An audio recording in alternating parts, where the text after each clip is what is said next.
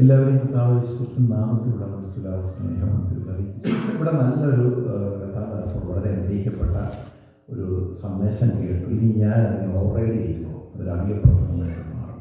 ഇഷ്ടം ചില ഒരു 10 മിനിറ്റ് എടുത്തുകൊണ്ട് മാക്സിമം 15 മിനിറ്റ് അറിയത്തില്ല എൻ്റെ പരിശുദ്ധാത്മാവ് അതിനകത്ത് നിർത്താനായിട്ട് പ്രത്യേകമായി ഓർത്ത് പ്രാർത്ഥിക്കുക. ഇന്നലെ എൻ്റെ കഥാദാസനോട് ഇങ്ങനെ മെസ്സേജ് കൊടുക്കണമെന്ന് പറഞ്ഞപ്പോൾ എൻ്റെ ഉള്ളിൽ ഈ നമ്മുടെ വ്യാഴാഴ്ച കഥാദാസന നിയമം പ്രകാരം നമ്മളൊരു സഹോദരന്മാരുടെ ഒരു മീറ്റിംഗ് തുടങ്ങാൻ അദ്ദേഹത്തിന് നിയോഗം കിട്ടിയപ്പോൾ ഞാൻ വിചാരിച്ചു നമ്മൾ ഈ പ്രാർത്ഥനയ്ക്കായിട്ട് ഒരുങ്ങിയില്ല. അപ്പോൾ പ്രാർത്ഥനയെക്കുറിച്ചുള്ള ചില കാര്യങ്ങൾ പറയുവാനായിട്ട് കർത്താവിശ്വം പ്രാർത്ഥിക്കുന്നു. നിങ്ങളുടെ പ്രാർത്ഥനയെക്കുറിച്ച് പറയുന്ന കാര്യത്തിനായിട്ട് നിങ്ങളുടെ പ്രാർത്ഥനയെ ചോദിക്കും. ഓക്കെ, നമുക്ക് ആധാരമായിട്ട് ഒരു വാക്യം വായിക്കാം. കൊലോസ്യ ലേഖനം 4-ാം അധ്യായം 12-ാമത്തെ വാക്യം. നിങ്ങളിൽ ഒരുത്തനായി ക്രിസ്തുയേശുവിന്റെ ദാസനായ എപ്പഫ്രാസ് നിങ്ങളെ വന്ദനം ചെയ്യുന്നു. അപ്പൊ അദ്ദേഹത്തിന്റെ വന്ദനം ചെയ്യുന്നതിന് പോലും പറഞ്ഞ അടുത്ത കാര്യം നമ്മൾ ശ്രദ്ധിക്കുക. നിങ്ങൾ തികഞ്ഞവരും ദൈവഹിതം സംബന്ധിച്ചൊക്കെ പൂർണ്ണ നിശ്ചയമുള്ളവരായി നിൽക്കേണ്ടതിന് പ്രാർത്ഥനയിൽ നിങ്ങൾക്ക് വേണ്ടി എപ്പോഴും പോരാടും. നമ്മൾ ഇങ്ങനെ ഒരു പ്രാർത്ഥന ഇടയിൽ കേട്ടിട്ടുണ്ട്. ഒരു സഭ, ഈ കൊലോസ്യ സഭയ്ക്ക് വേണ്ടി എപ്പഫ്രാസ് എന്ന് പറയുന്ന ഒരു ദൈവദാസൻ ആ സഭയ്ക്ക് വേണ്ടി പോരാടുകയാണ്. എങ്ങനെ പോരാടുന്നത്? പ്രാർത്ഥനയിൽ. കൊലോസ്യ സഭ അത് സ്ഥാപിച്ച ഈ കർത്താവിദാസൻ എപ്പഫ്രാസ് അതിൻ്റെ 1-ാം അധ്യായം അതിൻ്റെ 7-ാമത്തെ വാക്യത്തിൽ എഴുതിയിട്ടുണ്ട്. അല്ല, എൻ്റെ കൊലോസ്യ 1:7.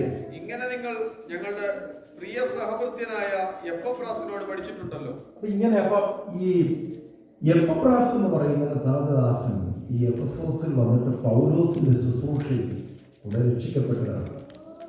ഈ മനുഷ്യൻ കൊലോസി എഫെസസ് 160 കിലോമീറ്റർ അകലെയുള്ള കൊലോസി, ഇന്നത് തുർക്കിയാണ്, ടർക്കി പട്ടണമാണ്. ടർക്കിയിലാണ് 7 സഭകൾ, വെളിപ്പാടിൽ പറയുന്ന 7 സഭകൾ ഉള്ള സ്ഥലമാണ് ഈ കൊലോസ്യ ഏരിയ എന്ന് പറയുന്നത്.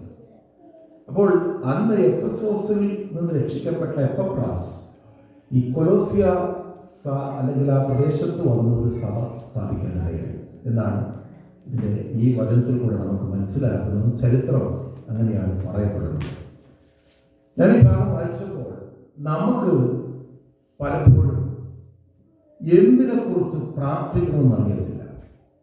നമ്മുടെ പ്രാർത്ഥനയെല്ലാം കൂടുതൽ നമ്മൾ മെറ്റീരിയലിസ്റ്റിക്കായിട്ട് നിൽക്കുന്നു. ഭൗതികമായ വിഷയങ്ങളോടുള്ള ബന്ധത്തിലാണ് നമ്മുടെ പ്രാർത്ഥനകൾ മുഴുവൻ അടങ്ങിയിരിക്കുന്നത്. ഇന്നലെ കർത്താവിദാസനിലൂടെ കഴിഞ്ഞ രാത്രിയിൽ കേട്ടു പുതുനിയമത്തിന്റെ ശുശ്രൂഷകന്മാർ, നമ്മൾ എങ്ങനെ ഒരു പുതിയ നിയമ ശുശ്രൂഷകന്മാർ എങ്ങനെയായിരിക്കണം എന്നുള്ളത് വളരെ അസന്നിഗ്ധമായി കർത്താവിദാസൻ പ്രസംഗിക്കുകയുണ്ടായി. ഞാൻ സംബന്ധിച്ചത് കേൾപ്പാനിടയായി. എന്നാൽ പുതിയ നിയമസഭയിൽ ഒരു വിശ്വാസി അല്ലെങ്കിൽ ഒരു ശുശ്രൂഷകൻ എങ്ങനെ പ്രാർത്ഥിക്കണം എന്നുള്ളതിനെ കുറിച്ച് പരിശുദ്ധാത്മാവ് ഈ ഭാഗത്തിൽ കൂടെ രേഖപ്പെടുത്തിയ ഞാൻ 99 സൗദി അറേബ്യയിൽ പോയത്.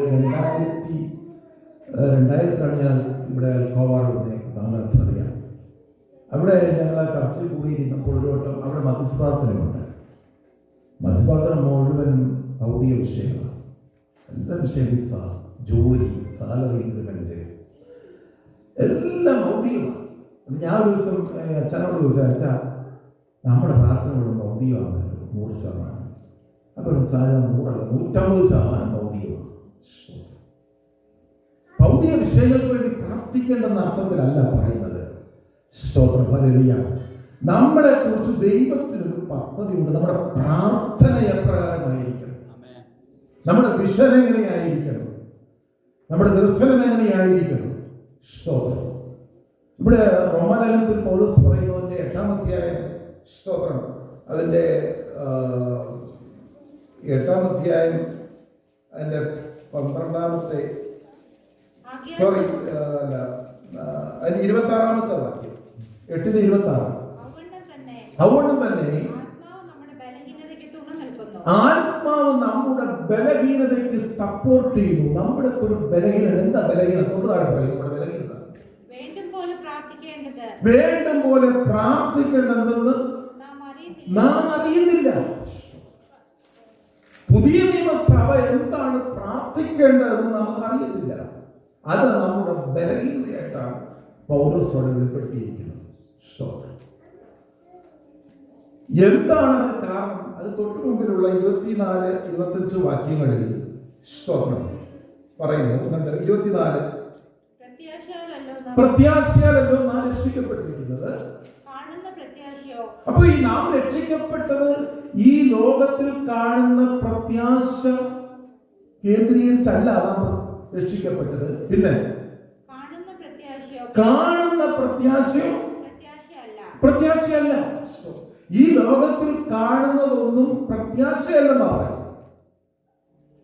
അടുത്ത വാക്യം, ഒരുത്തനെ കാണുന്നവനായി എന്തിനാണ് പ്രത്യാശ? ഇവിടെ നമ്മൾ ഒരു BMW കാറുണ്ട്, നമ്മൾ പ്രാർത്ഥിക്കുക. BMW കാർ ഉണ്ടെന്ന് നമുക്കറിയാലോ, അത് നമ്മൾ കണ്ട കാര്യമാണ്. അതിനാണ് പ്രത്യാശിക്കണം. അത് ഈ ഭൂമിയിൽ അല്ലെങ്കിൽ നമ്മുടെ വീടിന് വേണ്ടി നമ്മൾ കണ്ടു, അതിനായി പ്രത്യാശിക്കുന്നു. പൗലോസ് പറയുന്നത് നമ്മുടെ പ്രത്യാശ എന്ന് പറയുന്നത് ഈ ലോകത്തിൽ കാണുന്ന കാര്യങ്ങൾക്കല്ല. അതുകൊണ്ടാണ് പൗലോസ് പറഞ്ഞത് നമുക്ക് വേണ്ടുന്നത് പോലെ പ്രാർത്ഥിക്കാനായിട്ട് അറിയത്തില്ല.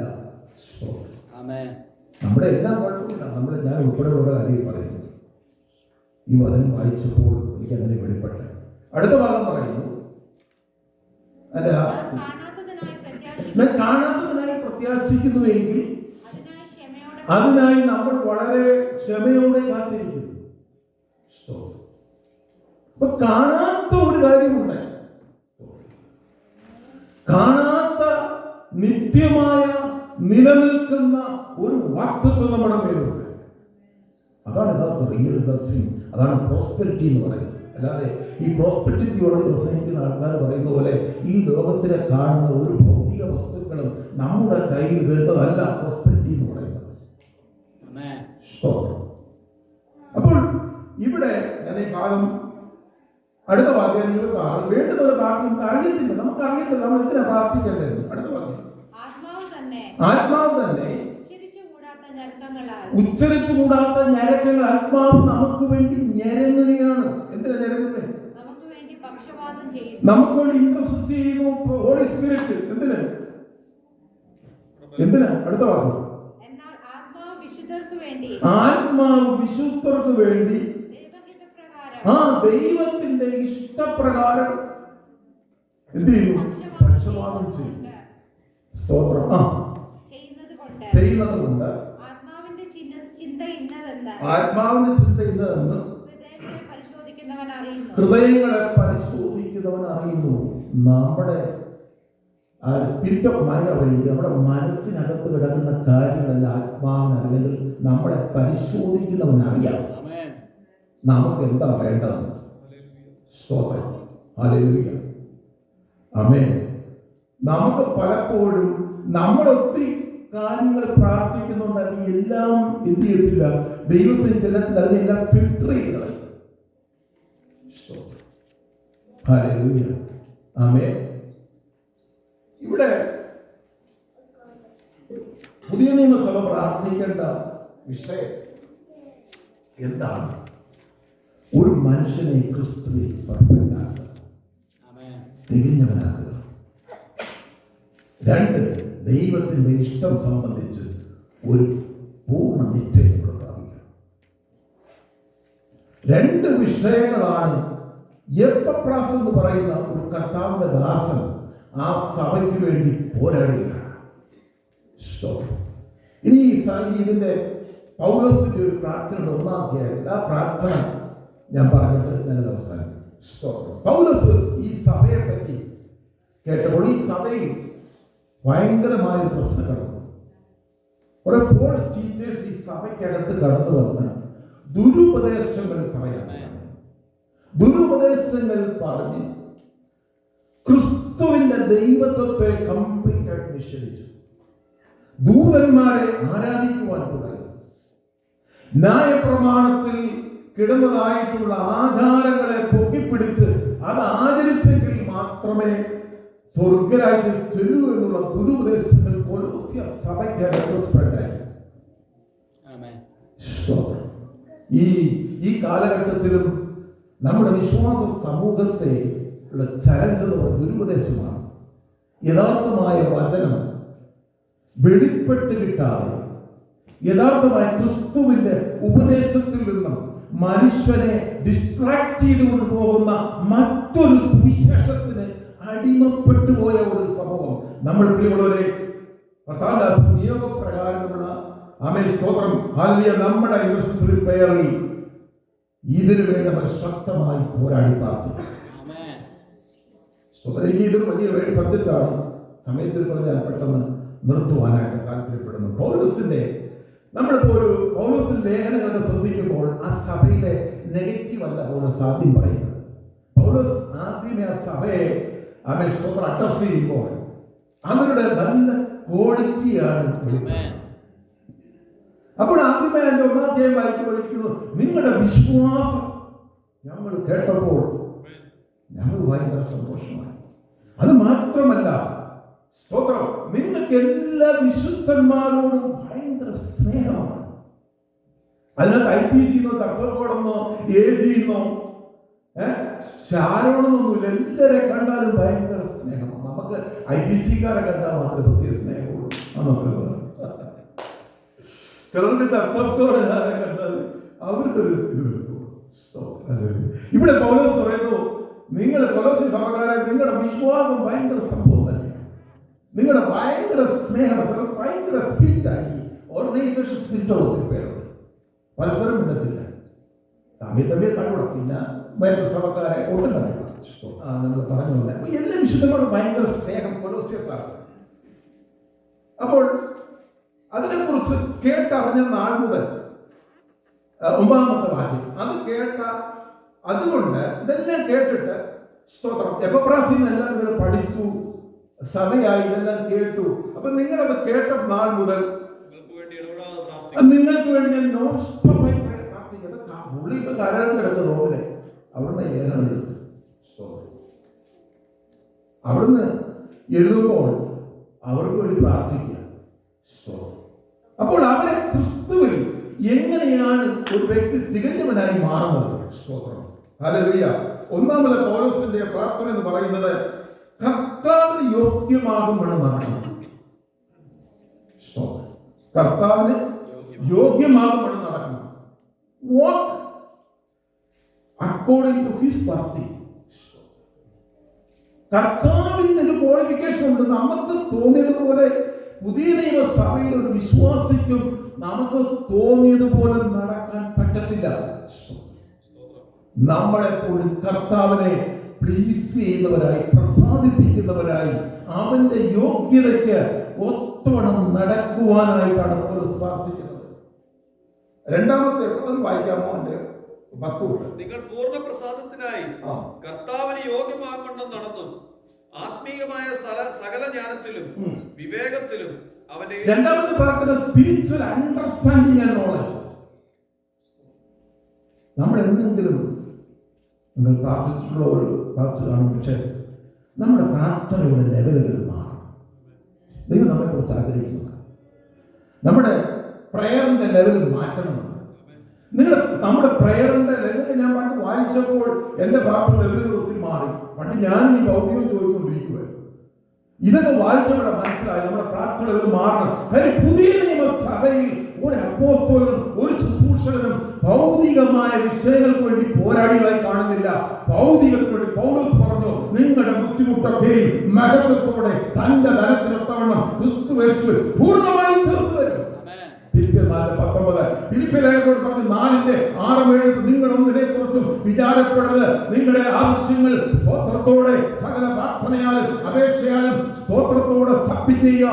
എന്നാൽ സകല ബുദ്ധിയെ കവിയുന്ന ദൈവിക സമാധാനം ക്രിസ്തു യേശുവിൽ നിങ്ങളുടെ നിലവിലെ നിങ്ങളൊരു വിഷയത്തിന് ഭൗതിക വിഷയത്തിന് വേണ്ടി സ്തോത്രം ചെയ്യുമ്പോൾ നിങ്ങളുടെ ഹൃദയത്തിനകത്തൊരു സമാധാനം വരുന്നെങ്കിൽ നിങ്ങൾ വിചാരിച്ചോണം ആ വിഷയം ഡെലിവറായി കഴിഞ്ഞു.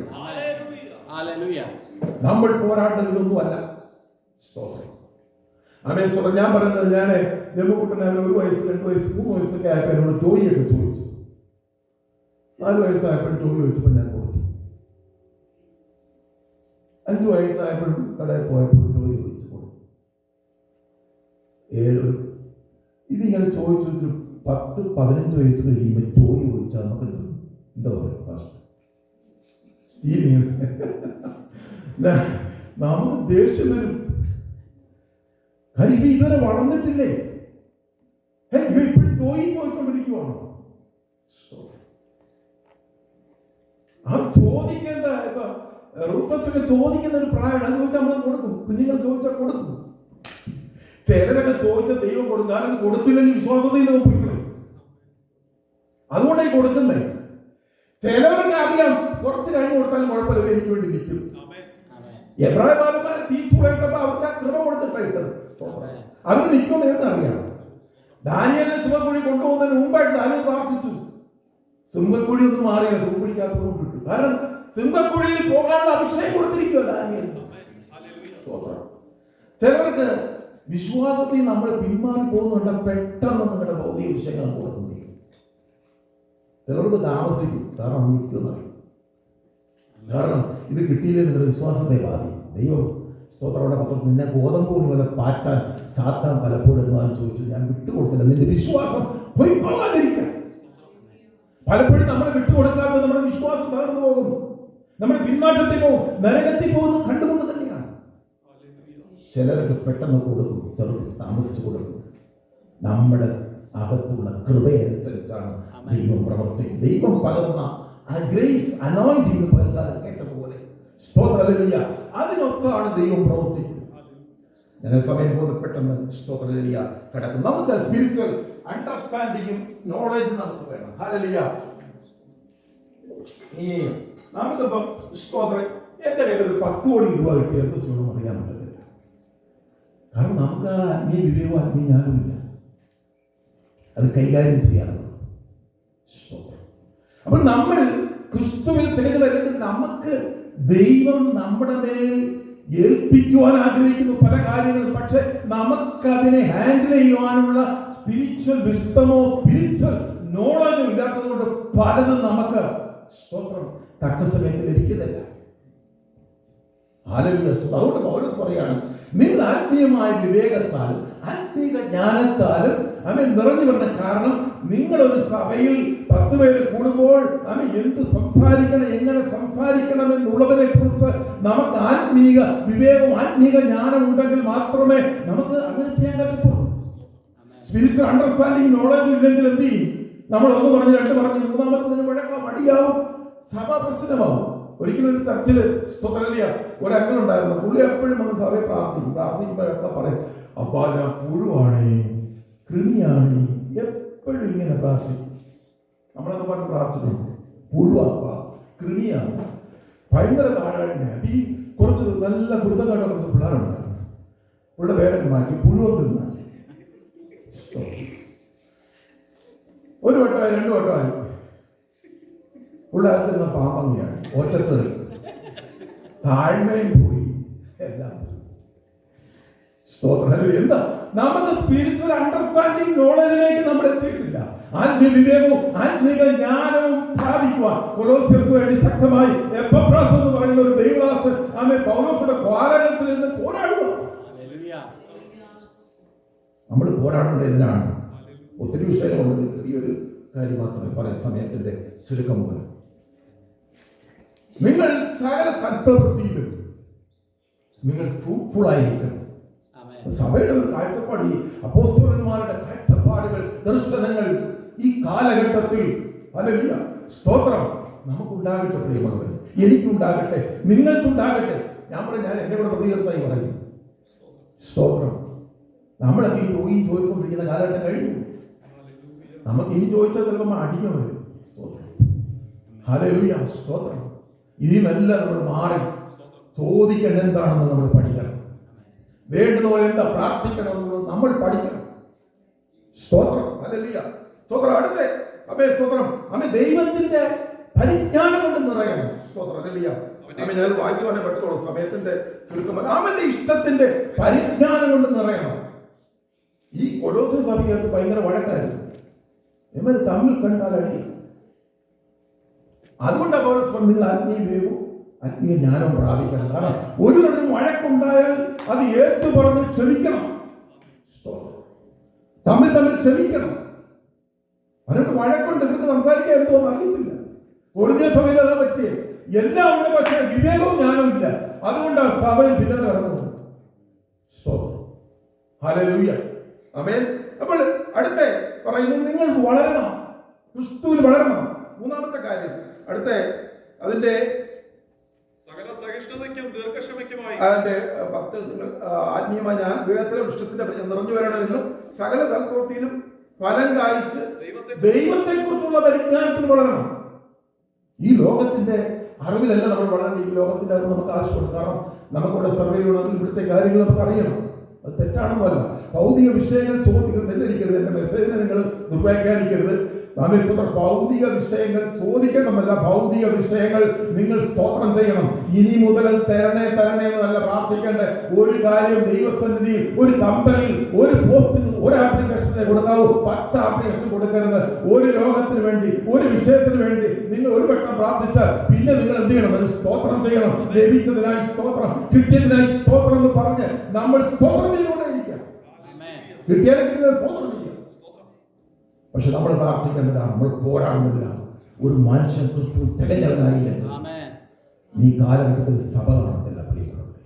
പുതിയ നിയമസഭ അപ്രത്യക്ഷമാകാൻ ദുരുദ്ദേശങ്ങൾ പിടിപെട്ട് ദുരുദ്ദേശങ്ങൾക്കെതിരെ പോരാടുക. സഭയിൽ നമ്മൾ വിവേകത്തോടെ ജ്ഞാനത്തോടെ പെരുമാറാനുള്ള കൃപ പ്രാപിക്കും. ഹല്ലേലൂയ, സ്തോത്രം. അടുത്ത വാക്യം പറയുന്നു അപ്പൊ പിന്നെ പറഞ്ഞു നിങ്ങൾ ബലപ്പെടണം. എന്തിനു വേണ്ടിയാ ബലപ്പെടുന്നത്? പൂർണ്ണ ശക്തിയോടെ ബലപ്പെടണം. പൂർണ്ണ ശക്തിയോടെ അവന്റെ മഹത്വത്തിന്റെ വല്ലഭത്തിനൊത്തോണം. ഹല്ലേലൂയ, സ്തോത്രം. നമ്മുടെ ബലത്തിനൊത്തോണമല്ല, അവനൊരു മഹത്വമുണ്ട്. According to his riches of glory, അവന്റെ ധനത്തിന്റെ മഹത്വത്തോളം നമ്മൾ ക്രിസ്തുയേശുവിൽ ബലപ്പെടണം. ബലപ്പെട്ടില്ലെങ്കിൽ പ്രശ്നമാണ്. ബലപ്പെടുത്തിക്കാൻ പറ്റുന്ന അത് പോയിട്ട് പറഞ്ഞത് എന്റെ വിശ്വാസം. സ്തോത്രമില്ല. ഇവിടെ എന്തിനാണ് ഈ ബലപ്പെടുന്നത്? ആ ഒരു വാക്കുകൾ വായിക്കാം. അതിന്റെ 1:28. കൊലോസ്യർ 1:28. അവനെ ഞങ്ങൾ അറിയിക്കുന്നതിൽ, യേശു ക്രിസ്തുവിനെ കുറിച്ച് നിങ്ങളോട് പറയുന്നതിൽ ഏതു മനുഷ്യനെയും ക്രിസ്തുവിൽ നമ്മളെല്ലാവരും പ്രത്യേകിക്കണം. നമ്മളുടെ വിശുദ്ധിയല്ല, നമ്മുടെ പെർഫെക്ഷൻ അല്ല. We are perfect in Christ. പ്രത്യേകം ശ്രദ്ധിക്കണം. നമ്മുടെ കഴിവുകളിലല്ല നമ്മൾ ഡിപ്പെൻഡ് ചെയ്യേണ്ടത്. നമ്മുടെ കഴിവുകൊണ്ടല്ല, നമ്മുടെ പ്രവൃത്തി കൊണ്ടല്ല നമ്മൾ സ്വർഗ്ഗരാജ്യത്തിൽ പോകുന്നത്. നമ്മുടെ കർത്താവിന്റെ കൃപ കൊണ്ടാണ്. We are perfect in Christ. അതിനുവേണ്ടി നമ്മൾ പോരാടണം. ക്രിസ്തു നമ്മൾ വെളിപ്പെടണം. എങ്കിൽ മാത്രമേ ക്രിസ്തുവിന്റെ തികഞ്ഞവരായി. അതിന് നമ്മുടെ അകത്തൊരു ബലം വേണം. അത് അങ്ങനെ സങ്കീർത്തന പ്രവചനത്തിൽ പറഞ്ഞു. നമുക്ക് ആ ബലം അകത്ത് വന്നില്ലെങ്കിൽ നമ്മൾ വീക്കായി പോകും. സ്തോത്രം, ആമേൻ. ഹല്ലേലൂയ. ഈ ബലം എന്തിനാണ് ഈ ബലം പ്രാപിക്കുന്നത്? ഏത് മനുഷ്യനെയും ക്രിസ്തുവിൽ തികഞ്ഞവനായി നിർത്തേണ്ടതിന് ഏത് മനുഷ്യനെയും പ്രബോധിപ്പിക്കണം. അതിനെ പറഞ്ഞത് നിങ്ങൾ തമ്മിൽ പ്രബോധിപ്പിക്കും. സ്തോത്രം. അങ്ങോട്ട് ഇപ്പൊ ഞാൻ ഇവിടെ ഇരിക്കുന്നത്, നിങ്ങൾ ഒരാൾ വന്ന് 2 വാക്ക് പറയുമ്പോൾ എനിക്ക് ഭയങ്കര ബലമാണ്. സ്തോത്രം. ആരെന്നുള്ളതല്ല വിഷയം. ആമേൻ, സ്തോത്രം. നിങ്ങൾ ദൈവവചനം പറയുമ്പോൾ ഇനിയത് പലപ്പോഴും കൊച്ചു പിള്ളേർ പറയുന്ന വചനം പോലും നമ്മളെ ബലപ്പെടുത്തിയിട്ടുണ്ട്. ഹല്ലേലൂയ. ഏത് മനുഷ്യനെയും ആമേൻ, സ്തോത്രം, ഹല്ലേലൂയ, പ്രബോധിപ്പിക്കുക. ഏത് മനുഷ്യനോടും സകല ജ്ഞാനത്തെ ഉപദേശിക്കുകയും ചെയ്യും. ഇതിനെ നമ്മൾ ബലപ്പെടണം, ആത്മാവിൽ ബലപ്പെടണം. അടുത്ത വാക്യം. അതിനായി ഞാൻ എന്നിൽ ബലത്തോടെ വ്യാപരിക്കുന്ന അവന്റെ വ്യാപാര ശക്തിക്കൊത്തവണ്ണം പോരാടിക്കൊണ്ട് അധ്വാനിക്കുന്നു. സ്തോത്രഹല്ലേലൂയ. അതിന് എന്റെ ഉള്ളിൽ ഒരു ബലം. നമുക്കെന്താ പോരാടാൻ പറ്റാത്തത്? പോരാടി പ്രാർത്ഥിക്കുവാൻ പറ്റാത്തതിന്റെ കാരണം നമ്മുടെ അകത്ത് ആ ബലമില്ലാത്തതുകൊണ്ട്. നമ്മുടെ അകത്ത് ആ ബലം വരുമ്പോൾ, നമ്മുടെ അകത്ത് അഭിഷേകം കേട്ടതുപോലെ ഈ അഭിഷേകം നമ്മൾ ഒരുമിച്ച് ഏറ്റെടുക്കുമ്പോൾ, സഭ ഒരുമിച്ച് നിൽക്കുമ്പോൾ നമ്മുടെ അകത്ത് ഒരു ബലമുണ്ട്. ആ ബലം നമ്മുടെ അകത്ത് വരുമ്പോൾ നമ്മൾ ഹല്ലേലൂയ സ്തോത്രം ഈ ഒരു ക്രിസ്തു ഒരു മനുഷ്യനെ തികഞ്ഞവനാക്കി നിർത്തുവാൻ വേണ്ടി നമ്മൾ പോരാടി പ്രാർത്ഥിക്കണം. അതിനാണ് എപ്പബ്രാസ് പോരാടുക. ഒരു സ്പിരിച്വൽ വാർഫെയറാണ്. പ്രിയമുള്ളവരെ, നമുക്ക് കുറെ ഈ ലോകത്തിലെ വസ്തുക്കളൊന്നും കിട്ടുന്നതിന് പിശാചിന് ഭയങ്കര സന്തോഷം. അതിനകത്ത് ഒരു പ്രശ്നമില്ല. ലോകത്തിലെ ഭൗതികമായ എല്ലാ സുഖസൗകര്യങ്ങളും നമുക്ക് ലഭിക്കുന്നതിനോട് പിശാചിനോട് എനിക്ക് തോന്നുന്നില്ല. പക്ഷേ നമ്മൾ ക്രിസ്തുവിൽ തികഞ്ഞവനായി കാണുവാൻ പിശാച് ആഗ്രഹിക്കുന്നില്ല. നമ്മൾ അതിനു വേണ്ടിയാണ് പോരാടി പ്രാർത്ഥിക്കുന്നത്. ഈ വചനങ്ങൾ ദൈവം നമ്മെ അനുഗ്രഹിക്കട്ടെ എന്ന് ആത്മാർത്ഥമായി പ്രാർത്ഥിക്കുകയും ആശംസിക്കുകയും ഞാൻ വാക്കുകൾ ആരംഭിക്കുന്നു.